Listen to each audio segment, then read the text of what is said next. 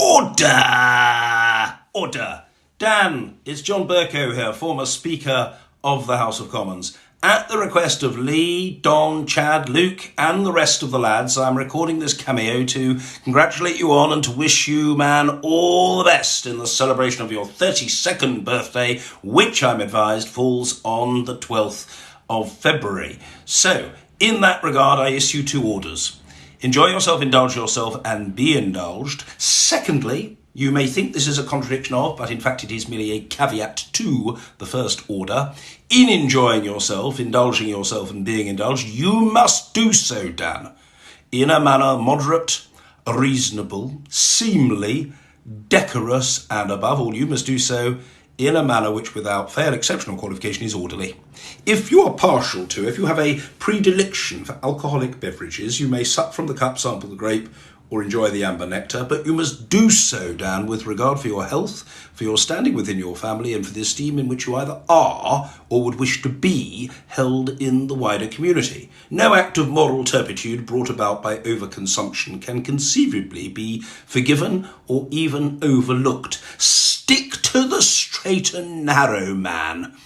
Seemly fun should be your watchwords or adage. This is an order with which there can be no disagreement and to which there is no permissible amendment. Your response to it, let me be clear, must entail no backchat, no ranting, no barracking, no heckling, no chuntering from a sedentary position, and no use of any unparliamentary language of a kind that would be deprecated in and subject to condign punishment by the House. Your response to my orders, and particularly the order to observe reasonable sobriety, must consist of simple, faithful, absolute, immediate and unquestioning compliance. I trust that you have heard and will heed this unmistakable message.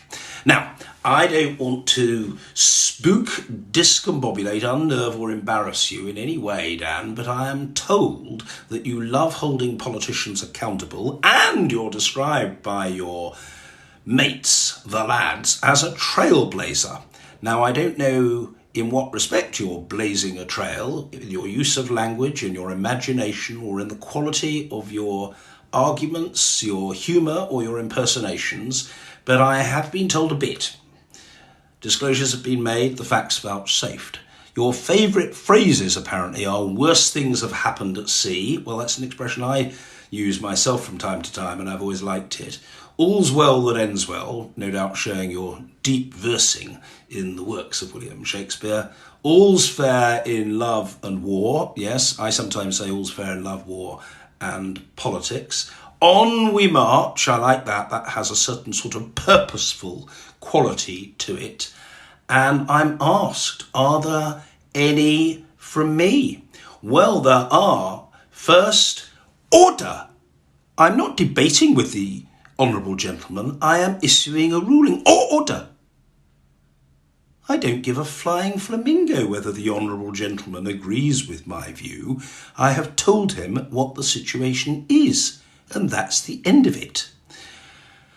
Another favourite of mine was to say, the honourable gentleman is entitled to his point of view, but he does suffer from the material disadvantage of being wrong.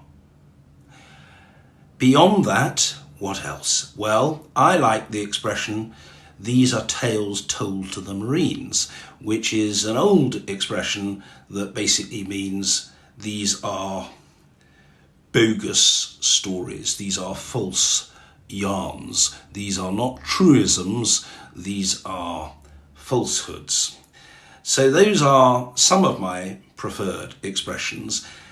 I could probably come up with a number of others if challenged, but I would like to put to you a number of my favourites, and they do hail from the politics of the 19th century. Disraeli said of Gladstone that Gladstone was inebriated with the exuberance of his own verbosity, which was Disraeli's roundabout way of saying that Gladstone liked the sound of his own voice and talked too much. Gladstone was once asked to explain the difference between a misfortune and a tragedy. And he said, well, it would be a misfortune if Mr. Disraeli were to fall into the River Thames, but it would be a tragedy if anybody pulled him out alive. With that, Dan, as you approach your birthday celebrations, I shall leave you in peace. I hope you have fun and a great 33rd year on this planet with the support and camaraderie of your mates. And I say to you, love your family, honour your friends, keep well, stay safe, and resolve to continue to fulfil your potential. Onwards and upwards, man. Order. Order.